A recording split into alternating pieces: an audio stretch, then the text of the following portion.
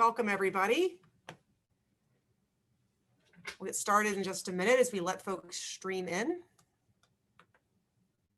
you're having a great day, despite the gray rain.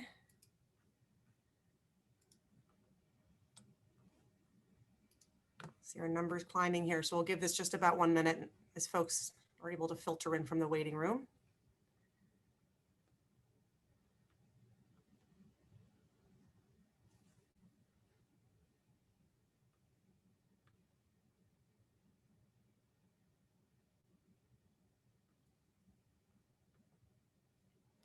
Hopefully everything's gone okay on your end today, and this time still works. I know it felt in the spring everybody was at home all the time, so 5 p.m. worked well for everybody. And now we're starting to be between offices and homes and other places like that. So we will be recording this. For those who aren't able to make it, we'll be sure to post it on our website if you would like to access it later, and we'll put the link there. I'm going to go ahead and get started. I know folks will keep coming in during the time. I have some opening updates and remarks, and then as always, I'm happy to answer as many questions as I can. Heather Sullivan, our Director of Communication, is going to kind of facilitate that and be helpful in feeding those to me as we go along the way as well. So first, I just want to thank you, as I feel every town hall and every opportunity I have, just to thank you for all that you've done to help support such a safe reopening this fall. It has been so heartwarming. Number one, just getting our students back on campus has been just such a thrill, but to do so safely. And if you had told me in July that I would still be sitting in my office on, October 28th, with kids walking by my door, I couldn't imagine, right? We were all just trying to get started, and it has gone as well as it has in great part because of the partnership that you've had with all of us, and of course, how well our students have done on campus. We do still have, and I'll talk a little bit later about concerns. I have real concerns still about the off-campus and with the surging numbers, but goodness, we're kind of crossing our fingers, and with this round of testing this week and what we do in the next few weeks, keeping those snapshots coming. I continue, I would say the number one question I've been getting asked in the last few weeks is around the kind of what would need to change, what's sort of limiting us in terms of our numbers, especially if you're going, well, wait, that school's doing this and that school's doing that.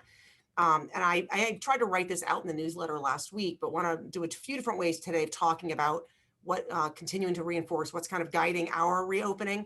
And I'll talk in a little bit later about what would need to change, or what will hopefully change for us to be able to reopen full time. And so the 6 foot of distancing that we have in all spaces of campus is the number one factor for us, number one in our safe reopening. And it did feel very important to have that as a guideline coming back. But number two, in just our effective reopening. And the reason that matters is the way that the Board of Health looks at close contacts. And so we are governed by the Board of Health. So they actually, if there's a positive case at Nobles, we're obligated by law to call them, and they actually give guidance. They're interpreting the State Board of Health in terms of what their guidelines are. And of course, the CDC and others are factoring into what they're doing as they evolve that. But ultimately, it's the Dedham Board of Health that gives us counsel, and has been an important partner for us through, since last spring as we've been navigating this. And the way the Board of Health looks at close contacts is anybody who is within 6 feet for 15 minutes, and now it's 15 minutes over a 24-hour period. It used to be 15 minutes at once. It's actually gotten more conservative, not less. And what that means for us is the way that we have reopened. If we have a positive case, assuming all have done all that they're supposed to be doing, and sitting where they should be sitting in classrooms and sitting where they should in hallways, we don't have close contacts. Certainly athletics is a space that is probably more complex for us, but we have reopened in a way that has ensured we don't get shut down with multiple grade levels out, with whole classrooms out, with faculty being in a position of being impacted both health and safety wise, which is number one, but also really looking to ensure we're able to have a consistent reopening. And as you know, I keep saying my goal is to stay open. And as we're navigating the surge in the area, that is certainly something that gives us a lot of pause. We also have some other variables that are evolving. So we have the surge in national and of course local numbers. And then we have some other things that we kind of can't keep the same. The weather is the number one. And I certainly wish we could have kept it sunny and 75 through the winter. We kind of knew this time was coming. And some have said, well, gee, if you had these spaces before, why didn't you use them? we're working with spaces that are workable. They're certainly not ideal, and we are using every nook and cranny of campus. Had we even used these nooks and crannies in September, it would not have allowed us to bring more students back at the same time. We would have needed multiple more fold of those in order to have those extra classes on campus. But we are, as we're moving indoors, obviously does create new challenges, and finding spaces that are still as safe and as effective and are as workable to ensure that we can do that has really been challenging. And so we have that next juncture. And today I was watching as our tents were coming down, as we're now making that pivot to being indoors fully, which of course is going to be its own chapter as we're looking ahead. So we continue, and I've emphasized this and feel I need to repeat it each time, the three priorities that have been central for us as we've designed our reopening, starting with health and safety, second, equity of access, and third, meeting each person where they are.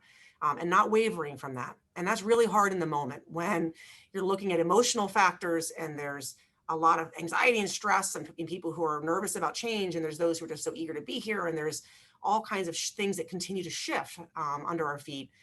Keeping our eye on that ball, looking to have the long haul view on our reopening. It matters enormously to me that we are still open each step of the way, and we'll do all that I can to maintain that. And avoiding those erratic steps that might feel good in the moment, but ultimately end up shutting us down. And we're looking to get through this curve or that we can then hopefully continue to add and deepen to our experiences on campus. So it's an ongoing question for us around where can we safely add more experiences on campus. Of course, I hope it goes without saying how much I recognize and value the benefit of being on campus. I know that's resoundingly true for almost all of our kids and for our faculty. The emotional uptick, the difference in being connected to peers, that's not lost on anybody. That is an enormous priority. I also know, and a kind of competing challenge to that is, given the guidelines and the constraints that we have, some programs actually can't be in person. Many of our performing arts programs have state guidelines that are unique to them that mean that you can't sing indoors, for example, and you can't perform other instruments indoors. And so there's things that actually, if we don't have virtual space, actually are precluded right now. That's true for things that need to meet in larger group sizes, our affinity groups, our clubs and organizations, class meetings, assembly. And so there's this constant challenge of wanting to maximize time on campus and also make sure that we're providing the best possible space for our program so the experience itself feels great. And then thirdly with that is knowing just how much our kids want to connect with one another. If I had to pick the second question, the first is, when are we reopening full time? The second is, how can you help my child have better social connections? We are so attuned to that and know how hard this is. And unfortunately, the on-campus time at times actually exacerbates the challenge. Kids sitting in classrooms with masks facing forward is not the best way to say, hey, let's create organic dialogue. We're actually forced to really have some pretty tight controls over where our kids are. For us to actually ensure we're safely open, a lot of the things we would ideally wave a wand and do socially aren't possible. And so that constant push and pull that we've been debating and diving in on, and we've been spending a lot of time on this and I'll speak to that again in a minute, of thinking about ways that we can continue to build social connections for students. We know how hard that is in a normal year. And I've said this before, it isn't unusual even now for new families to feel like my kid doesn't have their friend group. But of course, it's unbelievably exacerbated with the challenges of COVID and not having as much time on campus. But I would say more importantly than the time on campus, it's the kind of time on campus.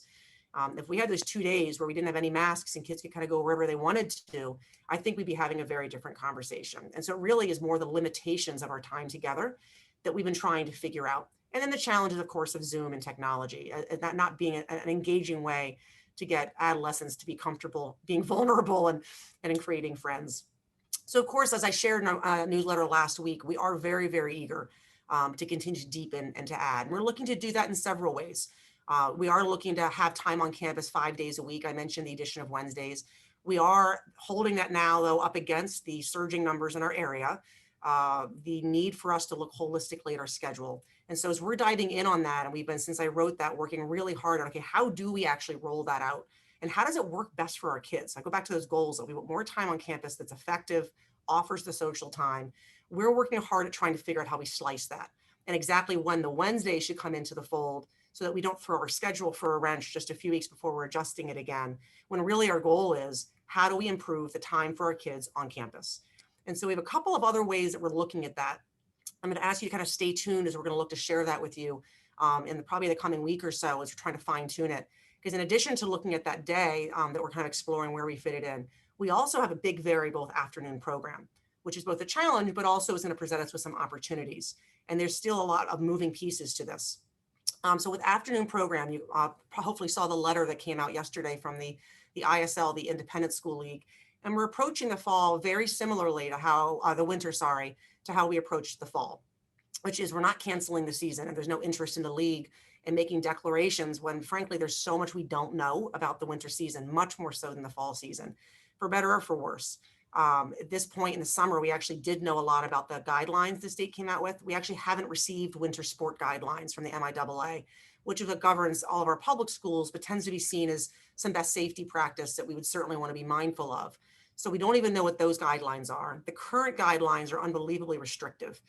Basketball, for example, every kid right now would need their own basketball, basically dribbling in their own circle. And so we're waiting to see what they come out with to even know what's safe and possible. But every ISL school is in the same place we were this fall. If we can safely play one another, if we can safely have scrimmages or some form of a season, you're not going to find anyone who's not on board for that. It's just an unknown. Different from the fall, most of the ISL schools are not going to be in session between Thanksgiving and winter and the new year. And that really is most. I think all of the boarding schools and also many of the day schools are deciding to close during that window. As we're seeing the surge in numbers, as we're seeing a lot of the things I mentioned, I'm not looking to do that. I can't say that things won't change. That would obviously, we're going to have to be responsive to what's around us. But it is my firm plan to try to approach this slow and steady wins the race on looking to stay on campus, stay safely open, and hopefully build from there. And so if we're safely open during that window of kind of mid-November through winter break, and we have these big variables with afternoon program, it kind of holds up that question for us of how we use that time really well. And not doing certain things for the sake of it if we don't think it would even be fun for the kids. What's the best use of that time? Knowing what our overall goals are with time on campus and kids being able to engage with one another. So we're doing some really deep studies right now about the journey between now and winter break, and how to make any kind of adjustments, enhancements. The dean's teams between middle and upper school have spent dozens and dozens of hours on this. We're kind of working very fast on the afternoon program piece. We do have a wide range of afternoon program options we're planning to offer, mindful that we're going to have to be fluid with that. We have added a ton in the theater and performing arts area and our community service area. And of course, we're going to be having athletic offerings. I think not knowing exactly what the state's going to tell us we can and can't do, or what just becomes safe or not safe, we want to ensure we've got a really big bank of options for our kids to be engaged in programs, to be engaged with teams, which feels really important for us. We are looking to establish our varsity teams as we did this fall, and have tryouts. At this point, that's our firm plan. We are right now planning to have our ice down on our rink. These are all things that we plan to have in motion.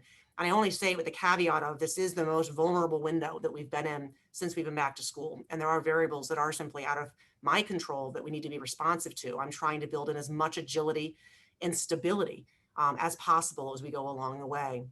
And so, of course, looking past winter break, where I'm really hopeful that you all, when you look back on the curve of our year and you evaluate it not day to day or week to week, but look at our journey from September through wherever we land in June, that you start to look at the places that we deepened at the right times.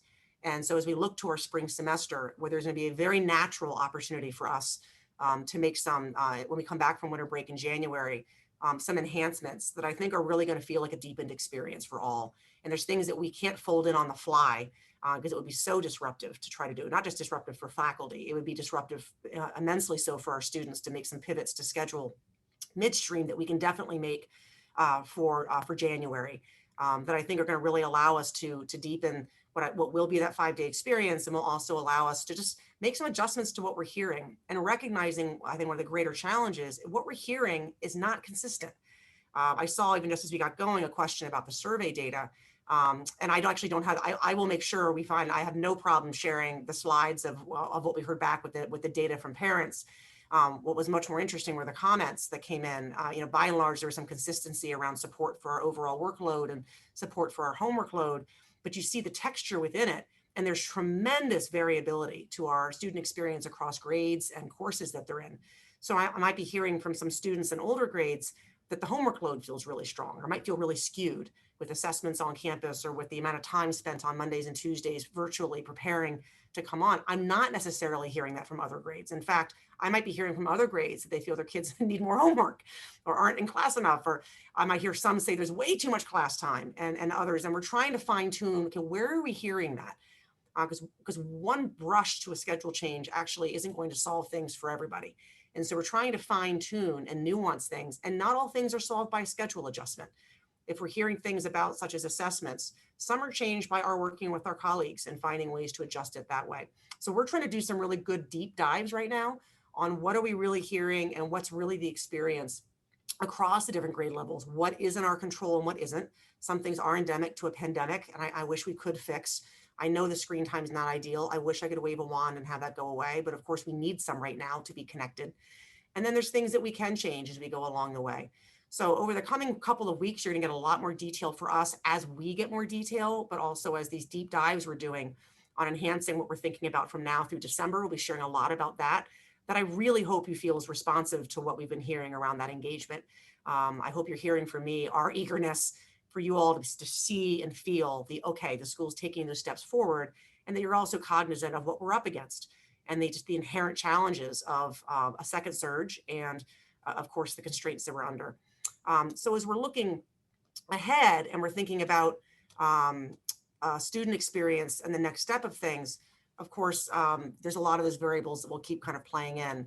Before I move ahead to that, though, I just realized as I was not looking at my notes, wanting to also talk a little bit about on the student experience side, where we have seen a really positive note is with our student clubs, organizations, and affinity groups. And the numbers in those programs have surged. It's been very heartening for us. And the team that's worked so hard at this with Bill Buzzy, Edgar DeLeon, and Kate Ramsdale, and of course the deans and all who have contributed, we really pushed kids to put forward clubs and organizations. Last spring, we had to put them on pause, and then we tried to kind of get them going, and it was awkward. And so we started them right out of the gates this year. We usually wait a while, and we've plugged them in a couple of places and have been really happy with the numbers. So I would encourage you to ask your child if they're not doing it. There really is a club for pretty much anyone, and there are huge numbers at them. And they have proven to be a great way for kids to connect around a non-academic shared interest. And some have to do with, political discussions, some around social justice causes, some are around just shared interests and hobbies. It really can be very lighthearted. It can be more serious. And that is a wonderful way for kids to make friends and to group up and to have just an interactive time that's student-led and not the adults necessarily prompting and guiding. And that's something that we want to hold on to. So when we look to make, when we're talking about schedule revisions, more of that is a good thing. And in providing some time for our kids to be connecting with one another.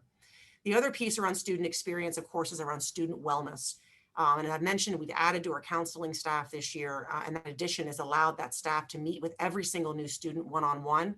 One of the efforts they make to start the year every year, but this year feels really important, is to destigmatize access to help.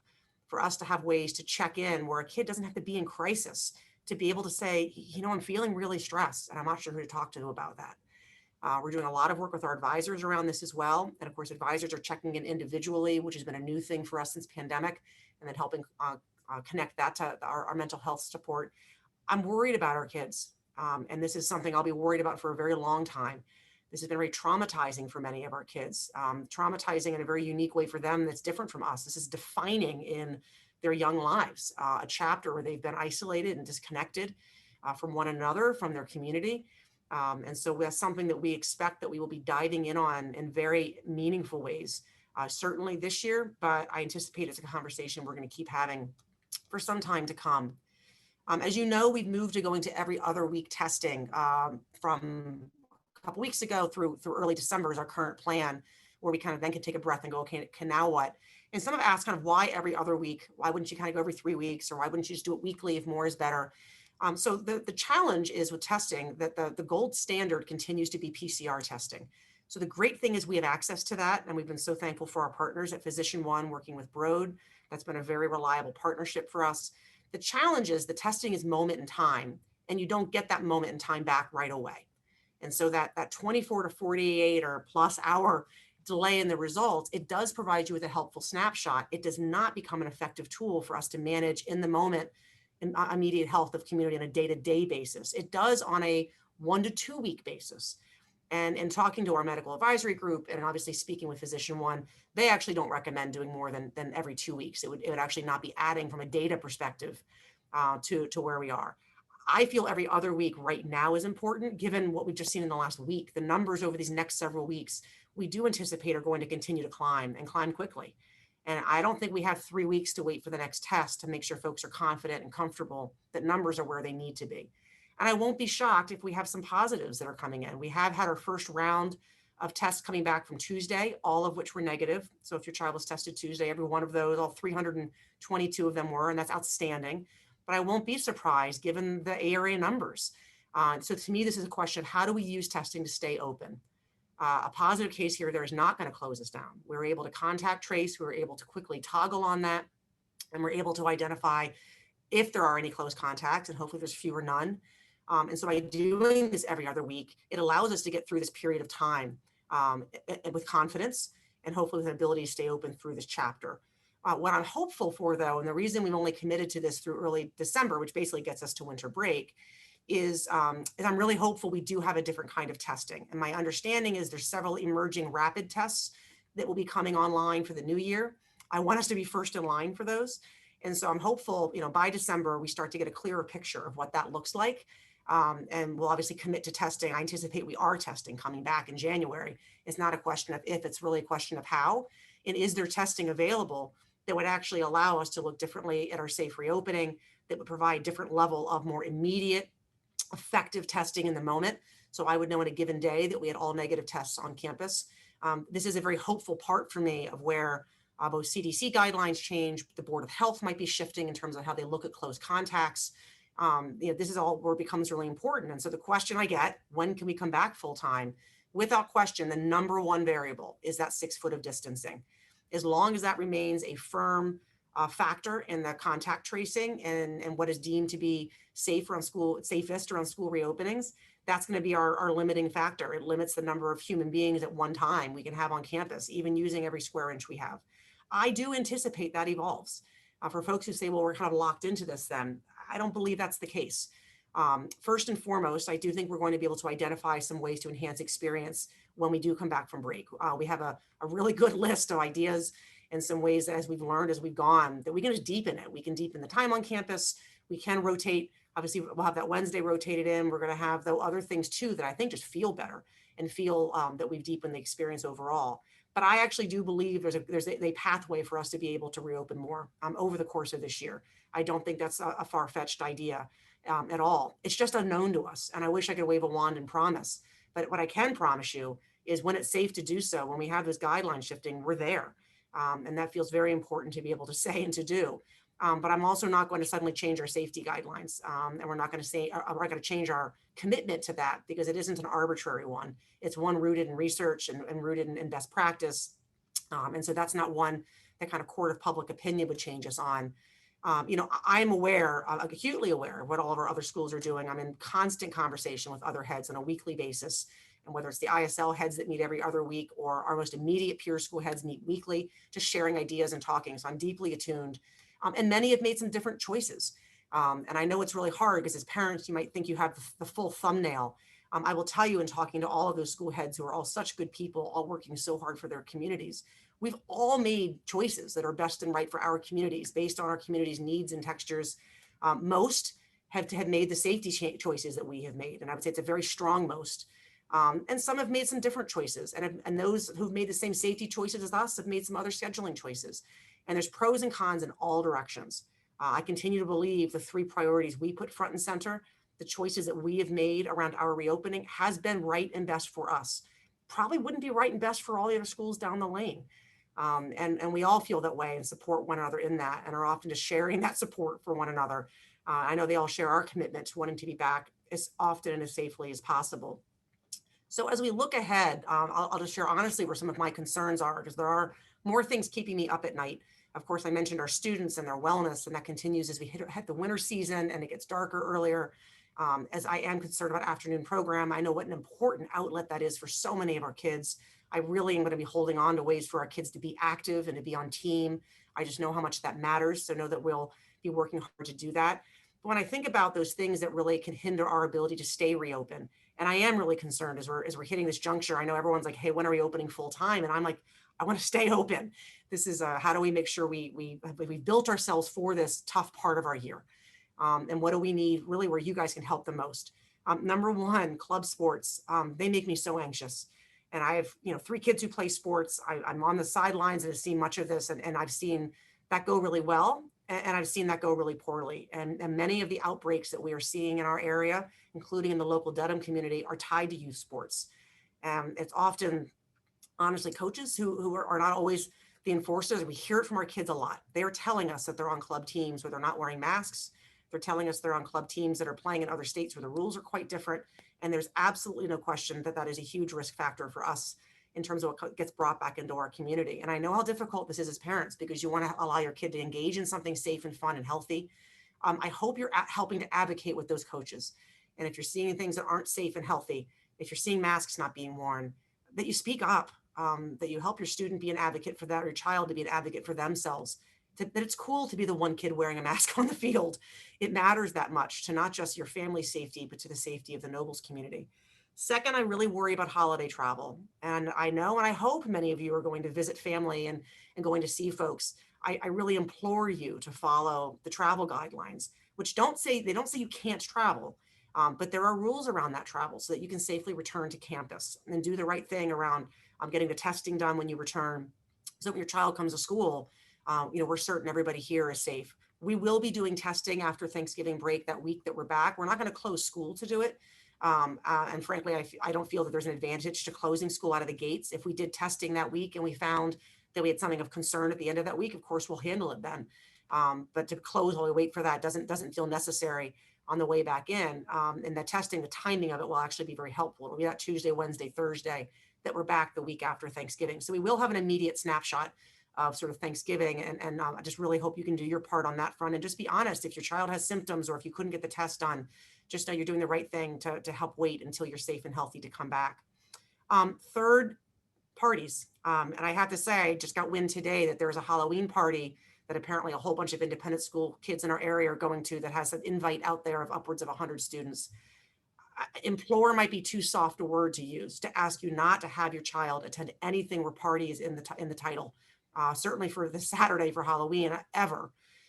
That is club sports might be a big factor. Parties are the number one factor that have been shutting down school districts, shutting down independent schools, and could absolutely be what does us in. If we had a whole group of students attend a party this Saturday, that alone could be the reason we're not able to stay open past Thanksgiving. And so I just ask you to please make those hard decisions. And if you don't know the person hosting the party, make the phone call, get whatever information you need to know that it really is a small gathering, not a party, and be comfortable saying no. And if you need to use the head of school at Nobles as the heavy, and there will be consequences. If we find out students went to that, I'll have no choice. There's no way anyone who attends a party can be back on campus until that quarantine window is exceeded. And so you can certainly use that if it's helpful with your child and wanting to make sure we're safe and open. This is, of all the critical windows for us to be vigilant, whatever the testing results are that come back this week. If we have 0 positives, and I hope that's the case, that does not mean we can suddenly open full time and we don't need to be worried. It's like, what a gift, because we're entering into the most challenging time of our year in terms of what's happening health and safety wise around us. And we need to link arms, or figuratively link arms, since you shouldn't do that, to stay together with that. Long run, before I turn it over to questions, and I'll look at the Q&A with Heather, but what am I thinking about and what am I worried about for the year? I certainly, from a financial standpoint, this is the most challenging year I've ever led in schools. We have been so grateful for the support of our families. Our admissions has been so strong coming into this year. I know there's places in the country that haven't been so fortunate, but there's some big uncertainties for us in our financial model. There's huge COVID costs that we are absorbing.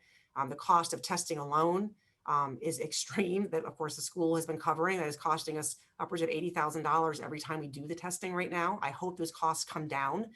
They should, although we might be testing more frequently. Things like our tents that we've had up, all of the additional teaching assistants that we've hired to help make sure we can do all of this, ways that we're supporting our faculty with some childcare so they can be in classrooms because public schools are closed. There's a pretty major ticket price on that of course, last winter when we did the budget, pandemic wasn't really on the radar. I worry a great deal about the financial need of our families. And as we enter into this next admission season, the unknown around the financial support our families might need just to stay here. I know we're going to get to the other side of this pandemic. What does our community look like on the other side? And I don't want to lose our families through this. And so making sure we have the financial aid resources to support people through what might be a really hard time. And of course, how I support my faculty through this. This has been the most, I'm hard. I kept trying to think, trying to find the right word, hard, challenging, emotional, frightening, also inspiring time for teachers. It's exhausting, the range of emotions, the anxiety, the eagerness to do our best work when our best work is so compromised. Faculty have had to completely rethink the sequencing of what they're teaching. Almost every assessment's had to get redone. Almost every lesson plan's had to get redone multiple times. Entire courses have had to get rewritten. And all, by the way, we're in a pandemic and many have underlying health issues or concerns for family members, and the schedule's changing constantly. So trying to ensure our faculty on the other side of this know how much we invest in them and are behind them, help support them doing their best work, knowing that that's what they're doing. And nothing's gonna be perfect right now. But they're just working so hard to bring their best for your kids each and every day as we go along. And I know when I think about the long tail of this, and when I'm really looking ahead, it's recognizing the long haul view isn't just these next few months. It's really preparing our community through a journey through this. We're going to get to the other side, we're back full time. And what does that look like? And how do we ensure we're a community that can come back together? That some of those friend groups that may have been strained, or our community is new parents, you haven't been on campus all year. How do we build those bridges and not just take for granted that they happen overnight?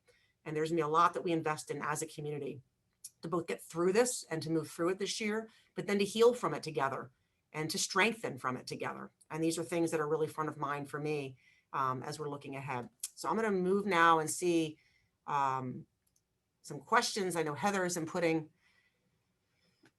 So question about reaching outside into family lives outside of school. Do we get pushback around if we're kind of reaching out around clubs or family travel or social activities? Sure. I have no doubt that there's people watching this saying, how can she tell us we can't take a trip or we can't? And that's of course not what I'm telling you. In fact, you absolutely have full control of your own lives. What I do feel I have responsibility for is what happens on campus.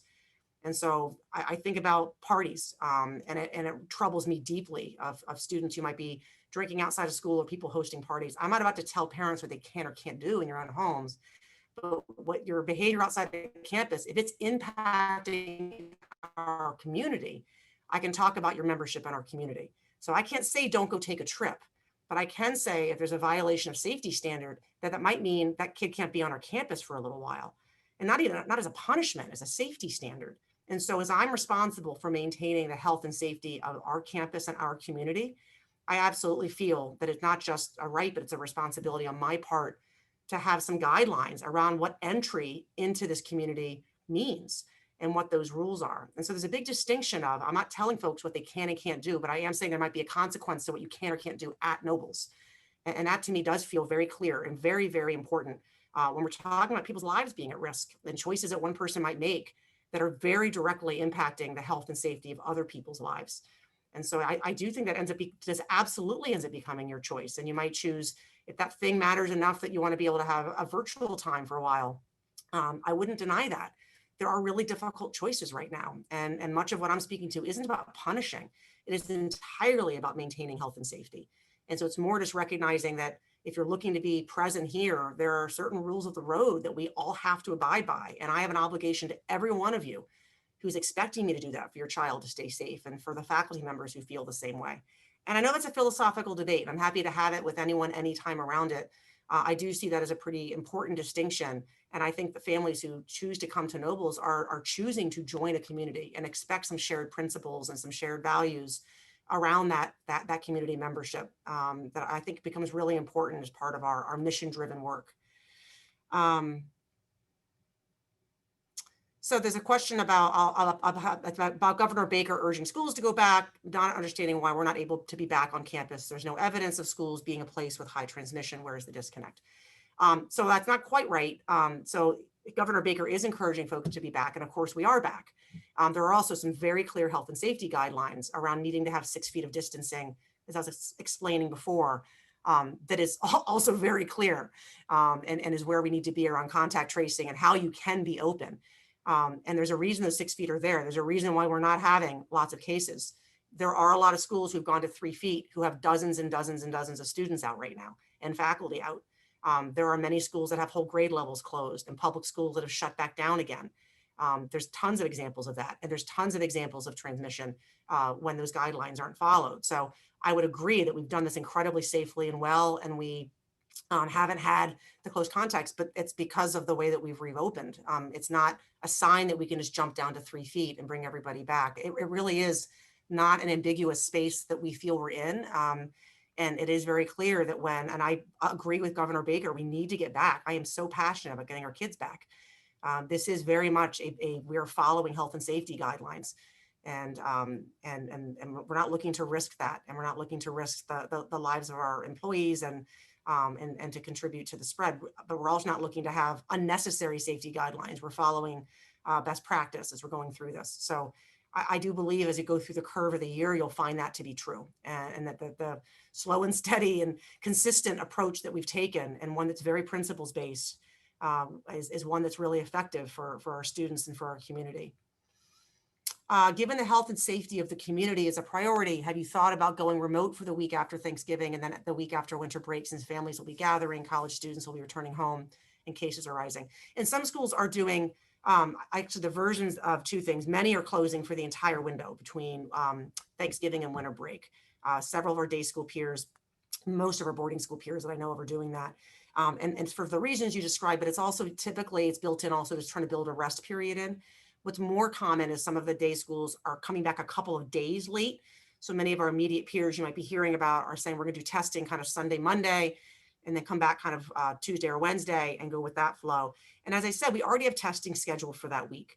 And so, and again, the way that we're reopening, we shouldn't be having close contacts over the course of that week. So we are doing the testing, and the best practice is to do the testing about 4 days after exposure. And so for us to be doing the testing Tuesday, Wednesday, Thursday is actually timed incredibly well. And so just being out that week wouldn't really make a difference. We're going to get the same numbers either way if we tested and stayed out versus staying out and then just sort of reopening the next week. If we find that we've got numbers, of course, we're going to do a quick evaluation. It would, the way that our system is working, those folks who are positive would just need to be home. And again, if we're coming back the way that we plan to, we wouldn't have the close contacts on our campus with the way that we're reopening. So that's our current plan. Now, Thanksgiving is a ways away. And I must be candid that if things change, we'll pivot. As things are now, we firmly plan to come back and to stay open through. And that's my firm hope, but not to do so unsafely. And so if it feels wise at some point and we have advice, whether it's from our medical advisory group or from the state, that seems it makes smart to do something differently, we'll certainly take that under consideration. We certainly need to be able to pivot in important ways as we go along.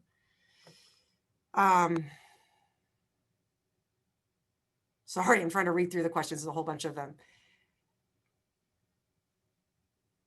Okay, so I'll look up the schedule change. So given the awareness of the high levels of stress from things like homework load or overload of assessments, why is the schedule change not being brought into play at the beginning of the second quarter instead of waiting till January, especially since in the past you acknowledged the reality of an increase in stress?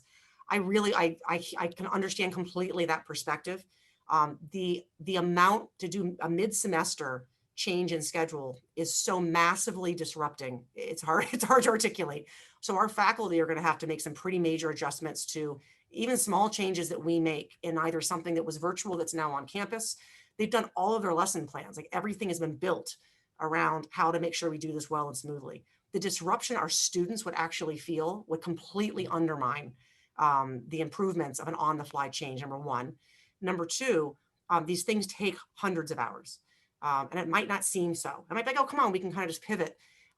The complexities of normally a schedule review, if you ask me to like make a major schedule change at Nobles in general, it takes a couple of years to actually do an effective schedule change. And we've had, a couple of months to now do it several times.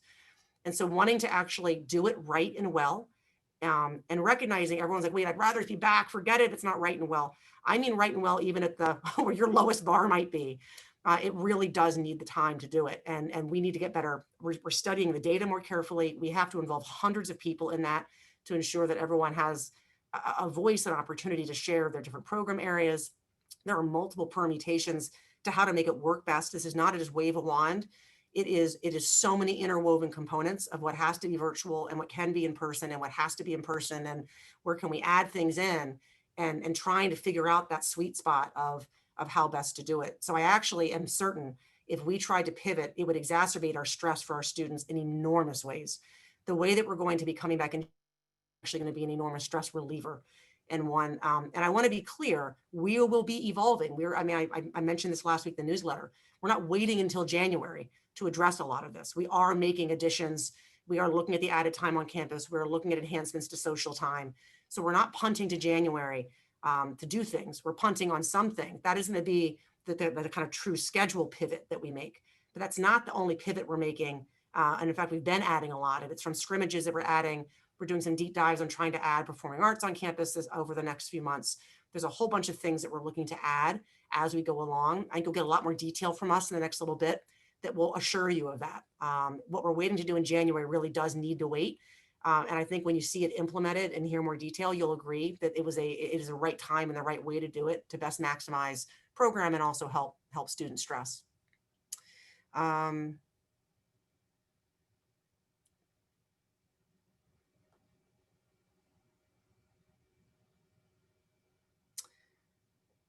So I'm trying to see something that's different from what I've already answered. So it's asking about the medical experts and whether they've sort of changed their minds on anything since August. I would say certainly we all have, right? There's the evolving research, probably testing is where, and I wouldn't say changing minds, but we really drew on their wisdom a lot around testing and how to use it and how not to use it. And when we reopened, we were very clear and intentional that we did not use testing as a tool to reopen, because given the kind of testing that was available and the limitations I described, it just didn't feel wise. It didn't feel like a helpful tool. It wasn't telling us anything that was different from what we knew.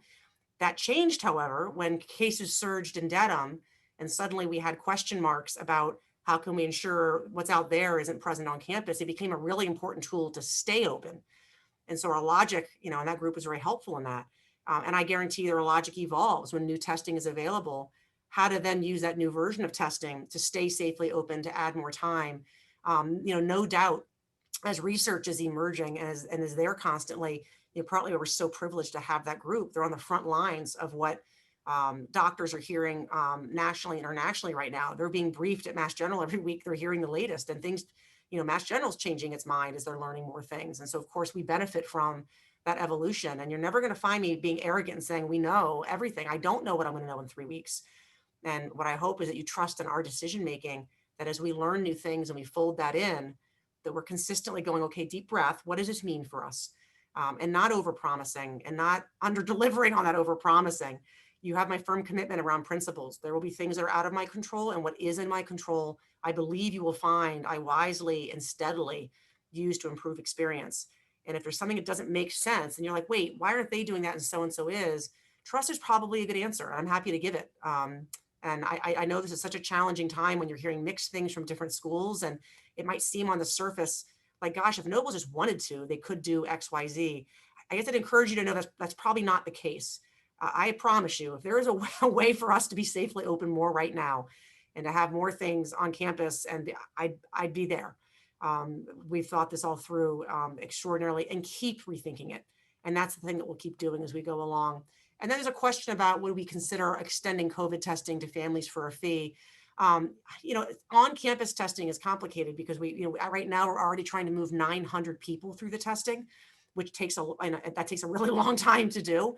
We're certainly eager to help support our families, and I could see that certainly possibly as this gets easier, as testing's more rapid, as it's more readily available. I'd be more than happy to fold that in. It's felt like a pretty overwhelming undertaking and a huge priority just to get this going. But certainly as testing evolves, we'd be very open to continuing to talk about how we can best serve our families and help you stay safe as well, for sure. Already answered that one, sorry. If a few school friends want to get together on a weekend, do you think that's safe? And if so, what would be a good limit of kids or general guidelines?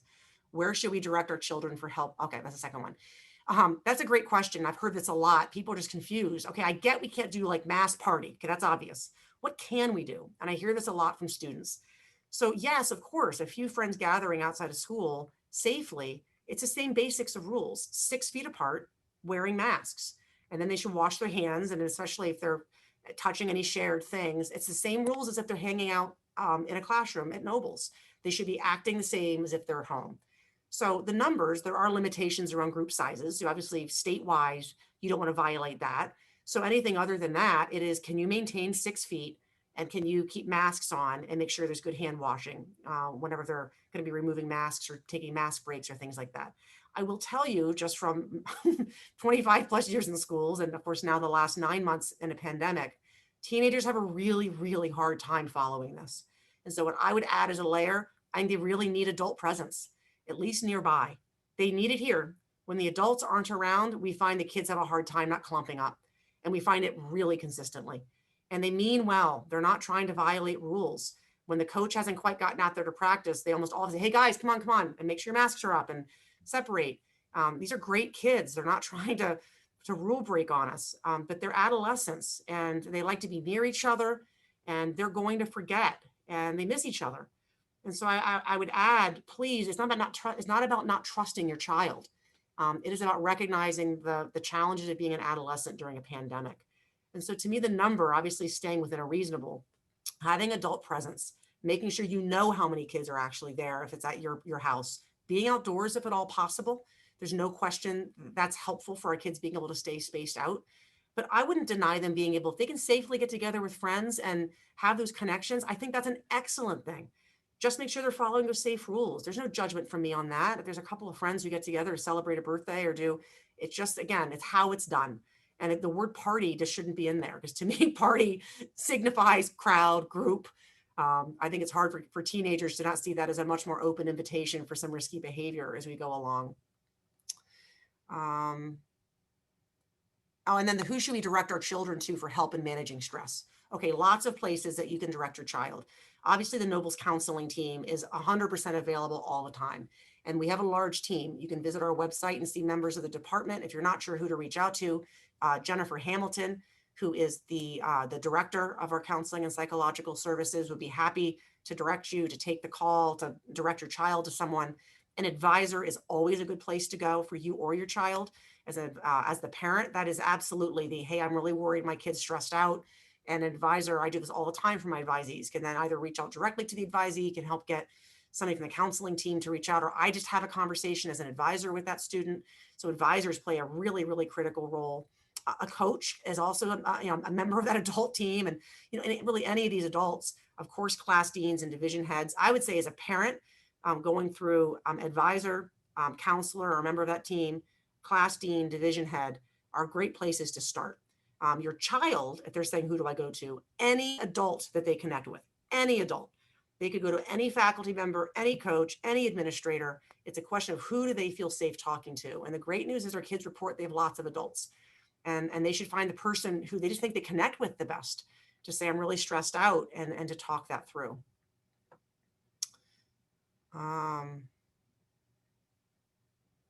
As a question about the email sent only to students about all the changes to the winter and spring afternoon arts and theater programs. So I have to admit, I didn't know there was an email sent just to students. So I'm gonna have to look into that. But what I can speak to is the changes, at least the ones that I know of. So the grain of salt is I haven't read that email, so I'm not intentionally missing anything. But this might be what you're getting to. So one thing that we have shared with our students is that we are going to be moving the winter musical hopefully to the spring. I only say hopefully. It wasn't a decision to move it because we didn't want to hold it in the winter. We can't hold it in the winter. We're actually not allowed to. There's no singing indoors. And so the decision was actually, do we cancel the musical altogether? And we didn't want to do that. So rather than cancel it, it's let's move it to the spring where we're going to try to hold it outdoors because we don't want to lose our musical this year. Now, I know for students for whom the musical was like, that's what they did in the winter. That's just like really disappointing. Obviously it is, but it wasn't a choice on our part. It's not like we were saying, do we do spring? Do we do winter? It was, do we cancel it or do we try to keep it in the spring? And I'm really hopeful that we can do that. And the Performing Arts Department's been working hard on a lot of those logistics. Performing arts at Nobles has been potentially the most impacted of any part of our program over the last 9 months. It has been heartbreaking for them as educators. I just spent time with the department yesterday. this is their passion, is working with young people in person with an audience on their craft. And it is a discipline that this does not virtualize well. The timing is all off. You don't be off much in music for it to be a bit of a train wreck. And yet they want to stay connected to their kids. And so they just worked so hard to try to virtualize, and it's not ideal. We are continuing to work on ways we can bring performing arts on campus, and that department is hard at work on that. I'm very hopeful we're going to have some good additions on campus in the coming weeks within the performing arts. They are thinking about things like the spring. Can we do the musical then? But there's no question there's some real loss. And for those kids for whom that is a huge part of identity and program at Nobles, that's heartbreaking. And it is for the faculty as well. And so that is an area that we are just going to continue to relentlessly study. And I hope the guidelines evolve. They have had some shifts in guidelines or some things with instruments that can be done indoors. And so we're evaluating those as well. I hope as the year goes on, those guidelines around performing arts continues to evolve, as the research also evolves. This was an area this summer that the research was really conflicting about the transmission through singing in particular, and the difference between young people versus adults in transmission. And so there was some real debate around all of that. So I would say if you have specific questions about the performing arts piece, if I didn't answer it sufficiently, certainly reaching out to your advisor or reaching out to that department and asking for clarity. I'm sure they'd be happy to speak to that. Can you share ideas for what kids can be doing outside of school socially with friends that is safe and fun and allowed? And they're talking about some mixed messages and team dinners and meeting friends at restaurants. It is so, and I tried to speak to that a little bit, but I know that this is still an ongoing question, and it's hard because there isn't a guidebook on this. It is those basics of it's not the what you're doing, it's how you're doing it. And there's things that are just more likely to lead to trouble. And so I'll be candid with you. Team dinners right now make me really anxious. They don't feel like a great idea. You're talking about getting dozens of teenagers, probably indoors. It's hard to envision really safe, consistent social distancing. And I assume they're taking their masks off to eat. And so now you've got the highest risk activity, where we look to do actually closer to 10 feet when we're at lunch, because 6 feet is really a minimum around eating with social distancing with your mask off. And so there's things I wouldn't say they're forbidden, because it depends on the size of the group. If you're talking about a team dinner and had 8 kids and you're outside, that would be a very different answer. And so for me, when you're guiding your kids through activities, certainly the smaller the group, the better. To the extent you can be outside, obviously the better. If they're going to be doing something that's with a meal, I think trying to add to the 6 feet makes a lot of sense. I'd say probably avoid doing meals as much as possible, doing activities that are together, going on hikes. I went on the hike with Nick Nickerson on Sunday. It was among the highlights of my year. We had 18 juniors and seniors that joined, and we were all wearing masks the whole time. It was awesome. It was organic. It was a chance for casual conversation. It was also exhausting. I'm not sure. I'm still recovering from that hike. But those kinds of activities that get our kids able to just have organic conversation, they just want to be together. And I do think that there's things that you can structure as parents that are that kind of safe fun, that just get them active and get them connecting.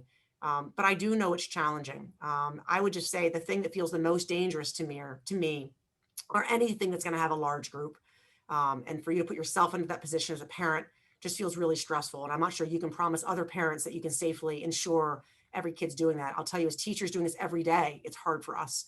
Okay, I'm gonna keep going through questions here. Talking about celebrating seniors. Yes, yes, and yes. There's a whole bunch of things questioned with prom and special lunches. These are all things that Michael Denning and Kim Libby, who's a senior dean and assistant head of upper school, we have been and are spending a tremendous amount of time talking about this. I know as parents, you're so eager to be a part of it. Please don't feel that because there aren't 80 things on the calendar, that this isn't something that we are hard at work, both strategizing and have put some things in motion. I anticipate you feel the seniors do have many, many special moments over the course of this year. There's many things that we have that are planned. There's social things that we're trying to build in. I know you've heard of, the school down the road did a movie night. We have so many wheels in motion right now around almost anything that you might have on your radar. The question and the challenge is which things are actually fun. So the idea of a movie night sounds great, except when it's like we were thinking about this Friday, except when it's like, 32 degrees and snowing.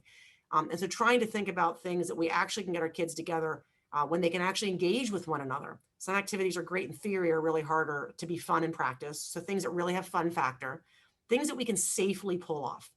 And so knowing that there's some things that we can do outdoors that are awesome and fun, and others that would be unbelievably difficult to safely do for our kids. But we are hard at work on that. And so there is a bit of a stay tuned, but I think you're going to start to feel the calendar is filling up. And to the extent we can bring parents into that, we want to. We can't change our no visitor policy right now. We're just not in a place, not with the surge coming, not with, we're trying to control every variable we can so that we can continue to add. So that's one that we just can't shift right now. But there's ways I know we can involve parents, and the Parents Association, Ann and Kate have been phenomenal at being ambassadors for the Parents Association and involving all the parent leaders, and coming to me and to others with ideas and ways that parents want to volunteer and be a part of it. So wherever we can do that and have parents invited to just be a part of planning or a part of celebrating, I know that's also a huge win as well. Even if there's no increase in class days, could you envision an increase in the after school program so kids are on campus more than 2 days a week? Yeah, anything's possible. So when we're looking at winter, and partly why we need the time is we really do want the time to go, okay, pull back. Let's really reinterrogate the model and not just do a small on the fly adjustment and miss the ability to really go, okay, we went into this with, we put thousands of hours into opening this fall. We made a lot of assumptions along the way. We did research, we studied. For us now to go, okay, what would we ideally like to add? What are the pressure points to that? What's working, what's not? Which cohorts of kids are here when and not? How did fall season go? Absolutely, anything is feasible. And in my mind, if we can safely do more is better. As long as we can safely do it in a way that's organized and consistent, not erratic, not in a way that I lose the entire audience of either faculty or parents or students along the way. You don't want us making sharp left or right turns. That's not what's guided us. And you might want it in the moment, but you want us to do this right and well, and safely and smartly. So absolutely, you should assume everything's on the table. Sorry,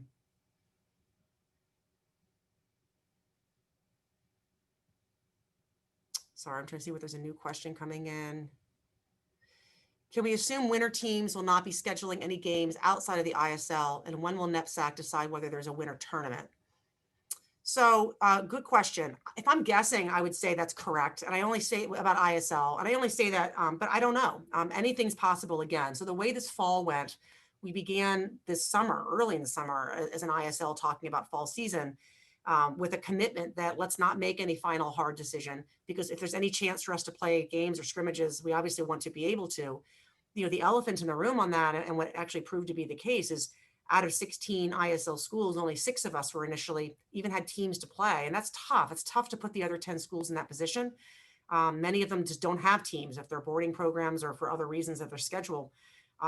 We since had Roxbury Latin joined as a 7th last weekend, but there's still 9 schools that haven't participated. Now, at the time we made that decision, it felt really important for the league to not have those 6 schools not only playing one another, but then filling up this full schedule. We ultimately want our ISL to stay together through this and to recognize all the other heads' tremendous generosity and support for us playing, while also wanting to make sure we keep some league values around it. And so for the fall season, it felt important to say, let's stick within our league, both because we have a relationship that we knew we could safely do it. And it's been a beautiful thing. The heads of school for the group has been scrimmaging. We've gotten into a rhythm of having a Monday phone call to debrief and talk about the upcoming weekend. And to continue to circle back to the full league. And we wouldn't be able to do that if we'd added lots of folks into the mix. So it's really hard to know for the winter. I wouldn't be surprised if we were able to scrimmage if we didn't say the same thing, but it's just way too early to know. What's different, and I think I said, is that so few schools will have any kind of team at all before mid to late January. And so who's actually even able to play? And we don't know the guidelines yet. And so the question about NEPSAC, it's really hard to envision that there is a tournament this year, a NEPSAC tournament, given the impact on winter season from the late guidelines and the restrictions we anticipate. But I don't know. I don't know when that decision will be made. I haven't heard from them. And I do typically get an update close to when they're announcing that. But you should know that Nobles will again be front of line if it's safe for us to be out there.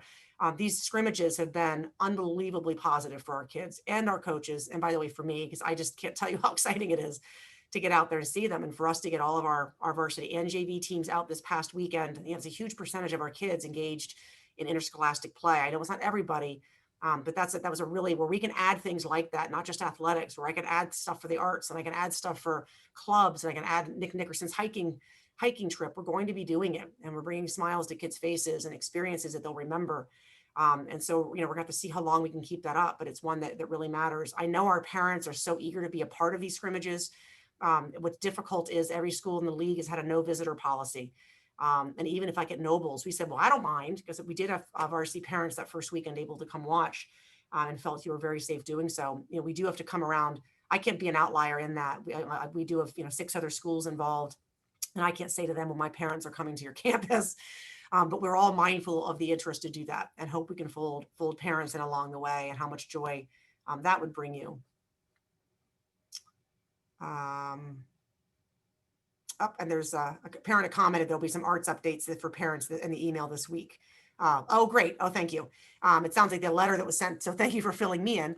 It sounds like the email that was sent to students, and we had some conversation with the arts, kind of sharing a little more with the parents about what they're doing. So it sounds like you'll be reading more detail about performing arts in the newsletter this week.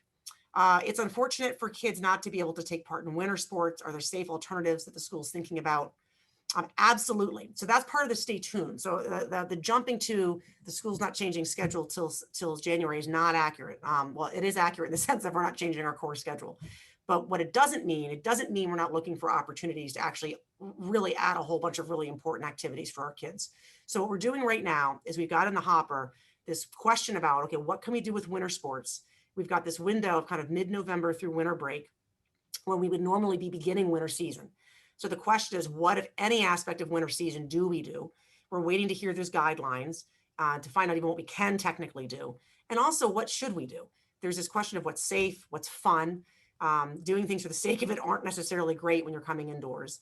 So we're evaluating that. And then what else can we add? We have this gift of time. Our kids are planning to be here. Once we have a sense of, okay, here's what the winter program can look like during that window, we're now like, what can we do to meet all these other goals that we have, all these things that you've all been asking about around the social emotional well-being of kids, around class cohesion, and so that's what we're interrogating right now. And I think you're going to find that there's a lot that we are bringing to bear in that window of time.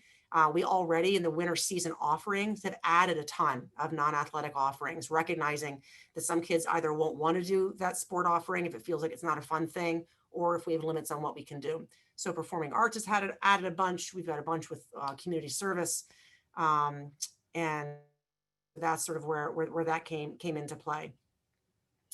Let me see here. I'm going to scroll up and see what else I might have missed.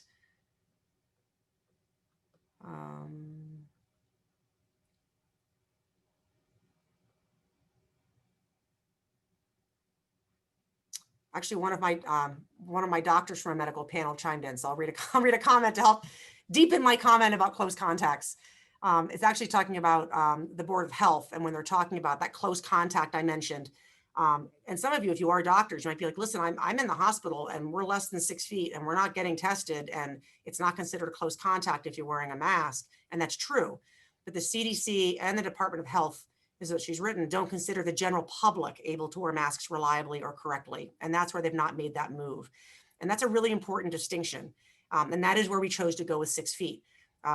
Yes, technically some schools have chosen to do with 3. The reason that the Department of Health says at 3, it's a close contact, is because that lack of confidence. And I'll be honest, we see it. Adults, not just kids, general public who aren't trained in how to wear PPE. And that is a legitimate risk factor. If your mask is down and you're at 4 feet away, you have increased that risk of exposure. And that's a reality. And so for that to come down, for Board of Health to say, okay, we can kind of match where healthcare workers are, there's a bunch of tools that might be helpful in that. Certainly evidence around PPE wearing would be one, and research that might suggest how that's going. Certainly evolutions in testing and treatments and all kinds of other factors that they would be considering and the CDC would be considering. But that's why you might have confusion about that. I keep hearing the 3 or I hear the 6. They are factoring in a lot of what they expect around that in schools. All right, I feel like I've covered, I know there's still a bunch of things in here. I'm recognizing the time and we're over an hour. What I would like to ask, I know that there's such an eagerness for more information. I wish I had this wand. I wish I could come on to one of these town halls and announce a vaccine. I feel like that would be just the most awesome town hall ever, to say we're open full time Monday and everyone's vaccinated. Good news. And the reality is, I feel like in this town hall, I'm naming more variables, and that is our reality. There are things that we've learned, and we're entering a zone where there's things that are going to vary. And you shouldn't feel that we're making pivots or pulling back, we're going to have to evolve. And I don't want you to feel there's some false promise. If I come out and I say, okay, we've learned the following, and now we have to toggle a bit with schedule or toggle a bit with this aspect of reopening. It's actually us being smart and wise. And it's our effort to stay safely open, knowing that wherever we safely can and reasonably can and smartly can, we are adding for our kids. And so I ask for your continued partnership through that journey. Know there's no one more eager to have our kids here and to have them in our hallways than me, and how eager we are to see you as well. So if you had specific questions that didn't get answered, by all means, reach out to me directly. If there's somebody else on the leadership team that you know is the right person, I know they all welcome. I'm always the face of this, but I know they all welcome questions and opportunities to discuss things with you. I just know how challenging this is for all of us. So please, if you feel like I could answer something and it would bring you peace of mind or just offer clarity, or even if you disagree with something, I realize there's different perspectives on this. We feel confident we're doing what's best and right for our community, but I'm not delusional that there's different perspectives and different ways of doing this. And our goal continues to remain being as honest and as forthright and as transparent with you as possible. So we will continue to offer these town halls as often as we think is helpful during this journey and this next chapter. We will communicate as often as we can with what those next plans are. So you're not left in the dark saying, wait, she talked about some evolution. What on earth is that? As soon as that comes into shape, you'll know, and you'll just see where the Wednesdays fold in. You'll be able to see where other pieces fold in that might be on your minds that you've asked about tonight. You'll see where afternoon program evolves. And hopefully, again, over the course of the year, have increased evidence of us following through on those commitments that we started with this year. So thanks again for joining tonight. Really appreciate it and look forward to seeing you soon. Take care. Bye-bye.